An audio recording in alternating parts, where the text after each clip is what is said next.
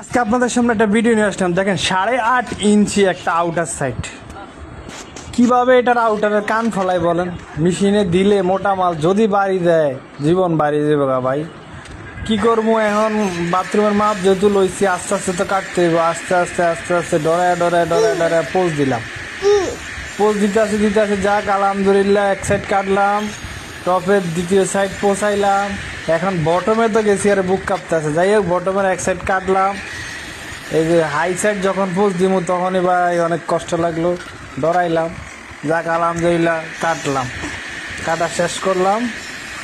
এখন প্রশ্ন হইলো, এত ছোট ছোট আউটার বাথরুমে কী লেগে যায় রাজমিস্ত্রিরা দেয়?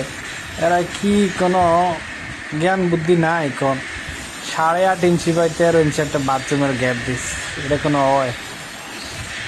অন্তত 12/18 দে, তাইলে তো হয়। যাই হোক, কান টান পালাইয়া এই যে আপনাদের দেখাচ্ছি, এখানে পালাইলাম। এই যে এখন আউটারটা দেখেন, এই হলো আউটার, অবশেষে কমপ্লিট। যারা নতুন থাইয়ের কাজ করেন কখনো ট্রাই করবেন না, বড় মাল দিয়ে চেষ্টা করবেন।